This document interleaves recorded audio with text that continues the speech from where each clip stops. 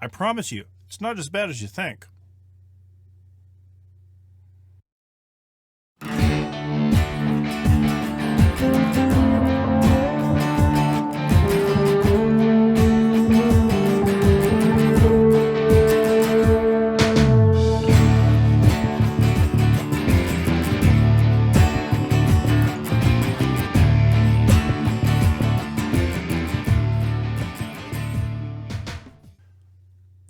I wanted to talk to you a little bit about why things aren't as bad as you think they are. Maybe even good? That'd be nice.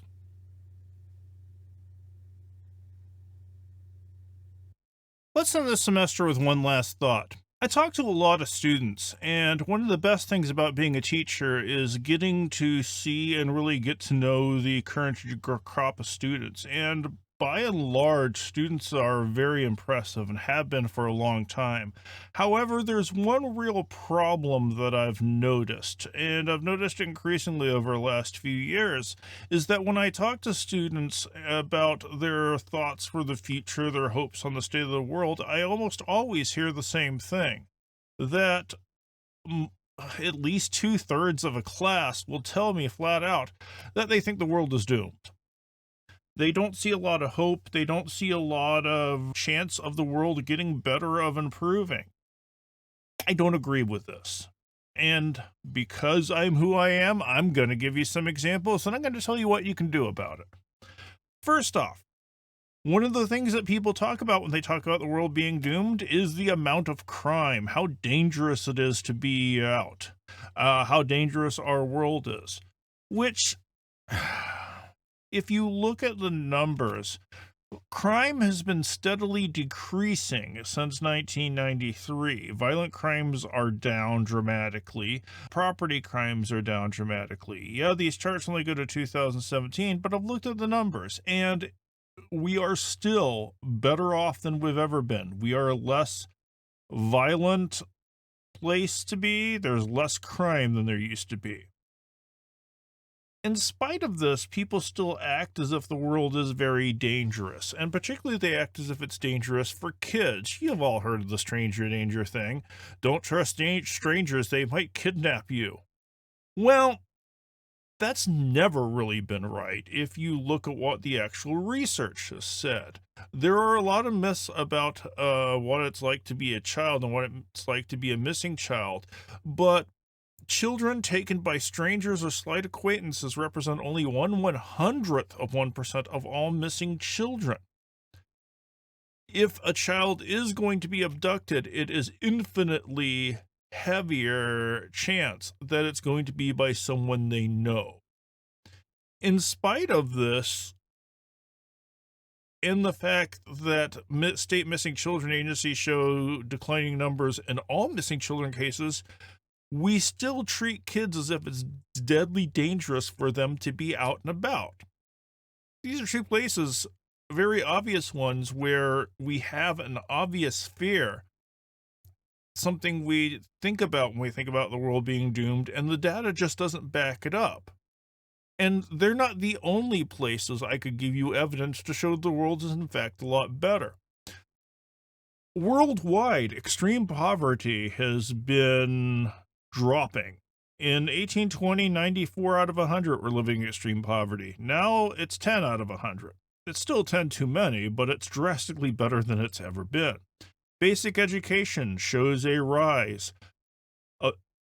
17 had basic education in the 1820s. 86 out of 100 have a basic education nowadays. Literacy has been improving. Democracy has been improving.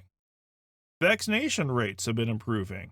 In spite of what you might have thought in COVID, we are still better protected against diseases than we used to be. Child mortality has been dropping consistently throughout the world. It is a better time to be a child now than ever. You're going to be safer.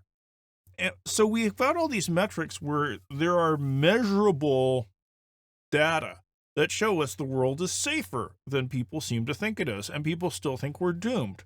The natural question there, I think, is why do people think the world is doomed?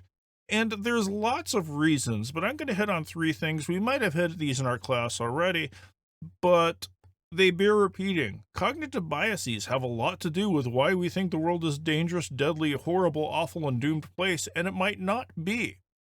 The anchoring bias. If we hear one piece of information, we tend to latch onto that. We see a report about a violent crime, we tend to think that everything is violent. And since media loves to sensationalize, because frankly, nobody's ever going to pay attention to a news story about there's no crime today. Well, newspapers, news shows, other media are going to focus on the sensational things. So we tend to think that since that's the first thing we see, that that's all there is.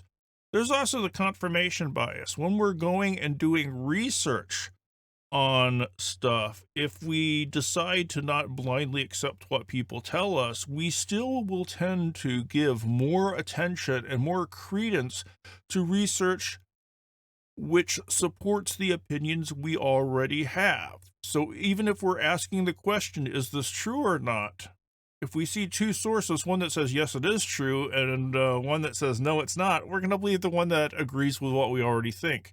Even if, and this is tricky, even if there are a whole lot more sources that disagree with us than agree with us, we're still going to pick the ones we agree with. And cognitive biases tend to do things like that. They tend to, when applied to not great situations, tend to make us not act in the best possible way. Ever heard of the bystander effect?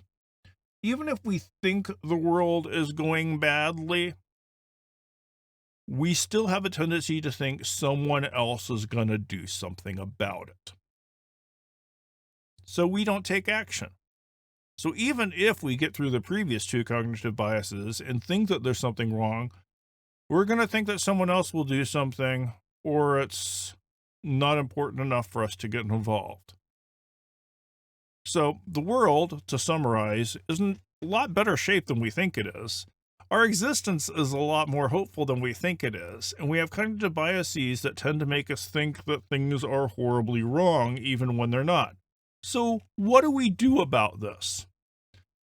Critical thinking is a great answer, and there are a lot of things to be said about critical thinking, but there's one skill in particular I want to focus on for the purposes of this video. And that's the idea that we are innately connected. We are connected to other people. We are connected to things. We are connected to issues. The issues that matter to us are issues that matter to other people. People tend to share common interests, so we should really share and care and think about other people. It's not just a hippie dream to think that we need to be able to care about other people. We need to be able to see their perspectives. And this is a lot of what happens to you in colleges. We try to expose you to a lot of different perspectives so you can see things from a lot of possible different angles.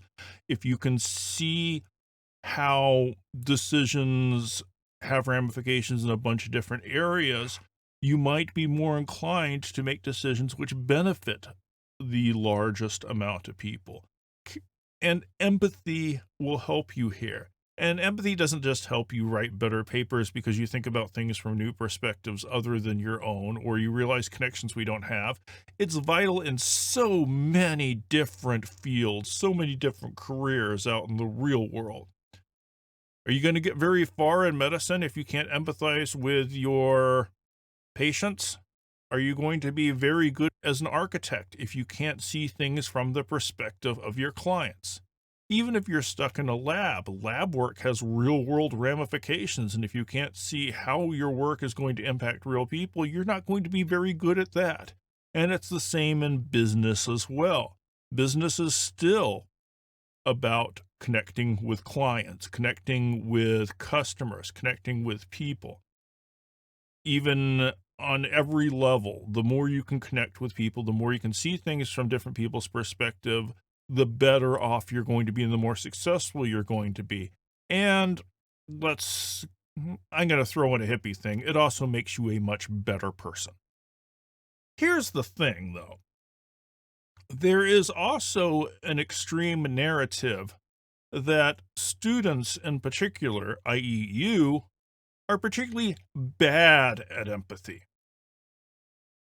Technology may be to blame. Your phone causes you to not care about people, according to a lot of articles that are out there. A lot of this goes back to a big study that came out in 2010 that measured empathy in college students and showed that it had been dropping consistently since the year 2000, a 10-year drop in empathy, where people don't even care about seeming uncaring. And this was a story that tended to get a lot of legs in the media. Scientific American, not a small news source, jumped in on it. Young are less empathetic. The New York Times, if there's a more mainstream news source than the New York Times, I don't know what it is, jumped on this story. Forbes, business-oriented stuff, jumped on this story. This huge narrative that people nowadays don't care enough about each other. And it even runs into some fairly funny directions, like this wonderful Huffington Post article that blamed the Kardashians for it. I'm all for blaming the Kardashians, by the way. I think it's fun. Is it true, though? I haven't really done a lot of research on the original study, but the idea that we don't want to connect with other people is a frightening one, and I don't know if it's right. Scientists for a long time have worked against the standard survival of the fittest model that's dominated a lot of science for a long time. And there's a lot of scientists who believe that cooperation is instead at the heart of our society, that we have to cooperate. This was the whole thing that separated us out from individuals roaming the plains, looking after themselves. When we gathered in groups, we realized we had to be social, and being social meant cooperating with each other. Putting the needs of a large group ahead would benefit you. And this sounds right to me. And I could go on about my feelings about it, but let's look at some other things. One of the coolest stories I saw was that during the COVID lockdown, people had gotten more generous. The total amount of money donated in March 2020, the first month of the lockdown, compared to a year before, increased by 78%. Countries with a lower COVID threat also increased their giving over the same period. On average, county-level giving in areas with high threat increased, so we got to be more charitable over the lockdown. Something about being locked away from people made us think that, hey, maybe we need people. And yeah, this was early in the pandemic when this article came out, but there's still some level of evidence that the idea of us being nicer and more charitable and more thinking about others hasn't gone away. There's this narrative that you as teens, late teens, early adults, don't care anymore, and it's a bad narrative. I don't believe it. It doesn't line up with my experience of students, and it's one that you really need to do something about to show the world that, yeah, you do care. Because if you show the world that you care about each other, that you want to make the world better, it's going to change things. Doing something always changes things.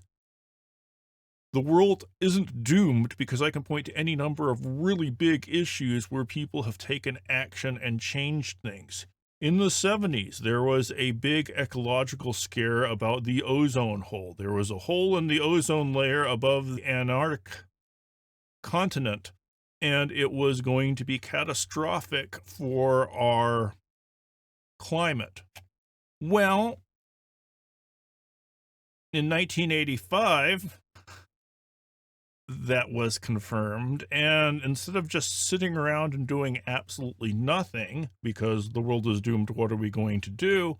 People took action. In 1987, the Montreal Protocol was adopted to protect the ozone layer by phasing out the chemicals which depleted the ozone layer. And It was a massive undertaking, and it worked.